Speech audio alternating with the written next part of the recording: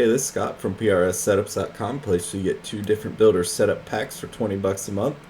We're here at Daytona, and this is a very easy place to qualify. You just got to keep it on the bottom. You can drift up to this black line and make sure that you've got your wheel as steady as possible. You can even turn down the force feedback so you're even steadier. That's actually an advantage. But what we're going to go over is pit road entry. So let's go ahead and do that.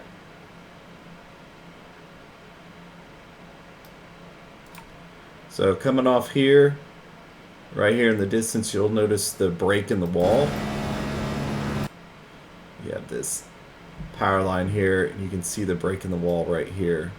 So what you're going to do is you're going to go full throttle. It's going to be a little bouncy, but when you start getting your A-pillar really close to this wall break, that's when you want to brake, and you want to brake as hard as you can.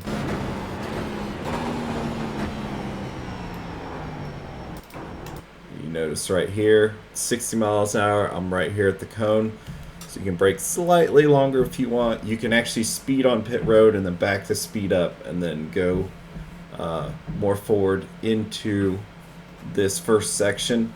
So don't worry if you overshot it by 5 or 6 miles an hour, unless you just need to slow it back down under the 60 and then bring it back up for the remainder of the pit road. A couple things to note is when you're pitting, make sure you're getting enough fuel. So if you've led a bunch or you've led a pack, that right there will use more fuel. So make sure your fuel calculator has maybe a little extra, and if you plan on leading, make sure your fuel calculator has a lot extra. So you definitely don't want to be left out. If you're in the lead, can't save fuel, you're wide open, always put a margin of like 3 laps all the time here, because it really sucks if you're leading and you run out of gas 2-3 laps to go. It's happened. And it stinks, because if you give up the lead, it's really hard to get it back if the group behind you won't work with you. And then when you're pitting, 2 tires are totally fine. You can do that. If you got to take a full load of fuel, you can change 4 if you want, but there's really no advantage to even taking tires, to be honest. But 2 is really the way to go for the majority of the time. And you just gotta stay clean, keep your car up front, make sure that you utilize the bottom line. It looks like the bottom line is where it's at.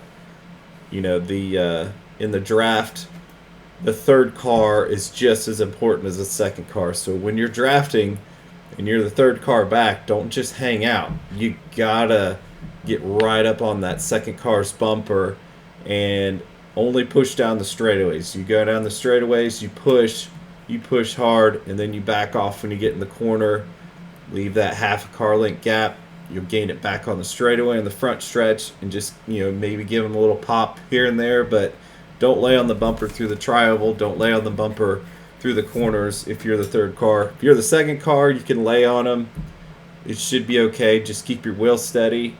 The big thing is, don't look at the bumper of the car. Look ahead of the car. Look at the line. Look at the track.